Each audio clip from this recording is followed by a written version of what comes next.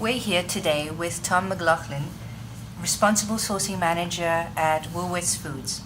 So Tom, what importance does Woolworths place on the value chain?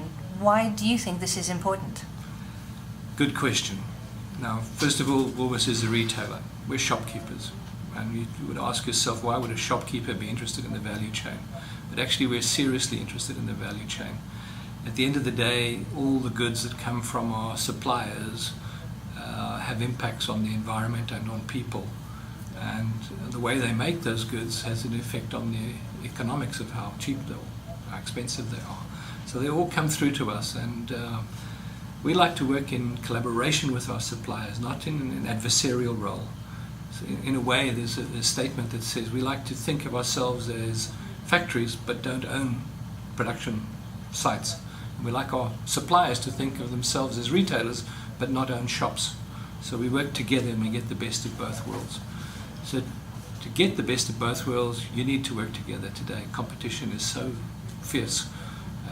That's really important.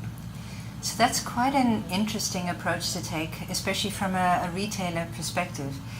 Can you give us some examples on how this was done and explain how it helps Woolworths achieve its targets in turn? Yeah. So let's just look into the future, because it's the future we're concerned about, not so much the past. But looking in the future, we know some things. We know that energy is going to cost more. We know that there's going to be less, water is going to cost more, and there's going to be less of it. We know labor is going to cost more. We know waste disposal costs are going to cost more. Not everybody is ready for this future. So we, as Woolworths, as sort of the captain of many supply chains, we have to take the leadership role. The customers expect us to do it. So what do we do? Well, we've got to think about things more holistically and tackle them better. So to give you an example of something that we're busy, let's take an ingredient that is used in many foods, and only 300 at Woolworths, but many foods across the world that people eat every day, and that's palm oil. So palm oil is a versatile raw material for food.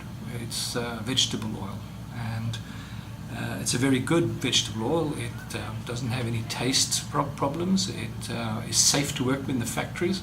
It doesn't catch fire easily and create a problem there.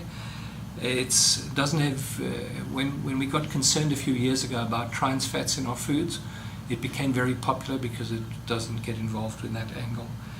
It's not genetically modified, and it's very versatile. So you'll get it in your everything from, you buy some cereals that are clusters, little clusters of fruit and nuts. They'll be glued together with palm oil.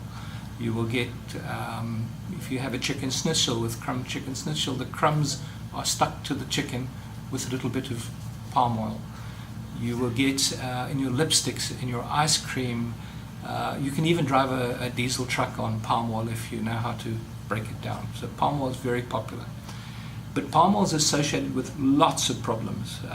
It only grows in certain parts of the world. Southeast Asia is where it mostly grows, so it's far away from us in southern Africa.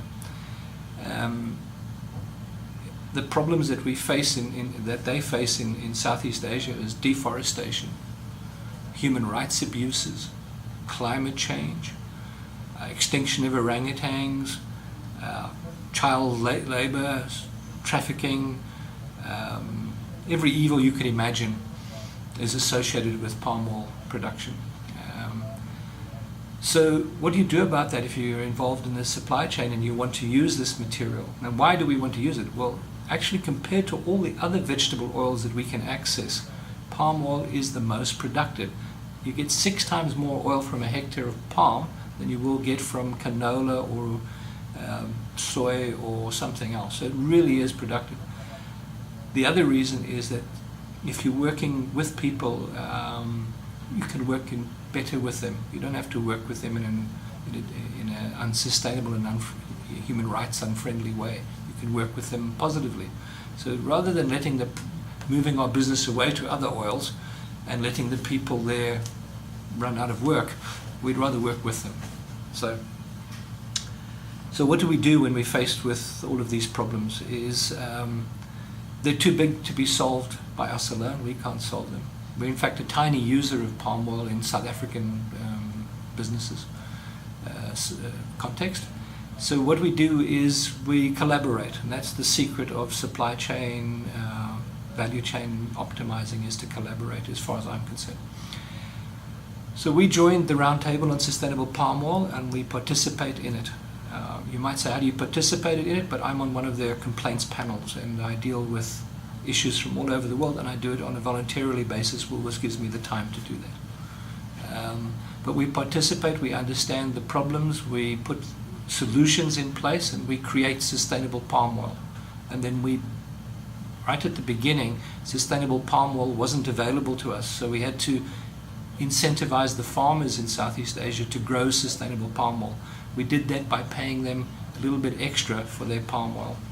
We bypassed all the factories and gave them an extra $2 or $3 a ton to produce sustainable palm oil.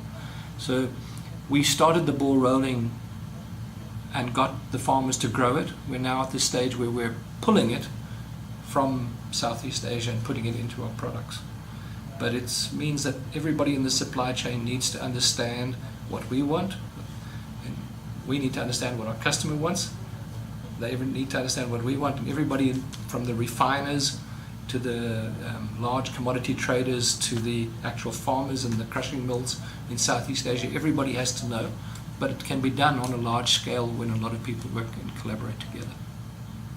That sounds like a very good example. There's been a lot of controversy around palm oil, and it's really good to be able to hear that there's a South African company locally here using certified palm oil. Yeah. So well done on that particular step. Is there any advice that you would give other companies to wanting to follow a similar journey? I mean, especially companies that are not necessarily the size of Woolworths, but want to be able to make a meaningful impact on their value chains. Yeah. Well, I think you look into the future. The best advice I give is look into the future. Identify the risk to your business and then collaborate with others to solve those problems. And there are others. There is industry organizations, there are NGOs, they're all wanting to help, and they will help you make a difference. Excellent. Thank you very much for your time. Pleasure.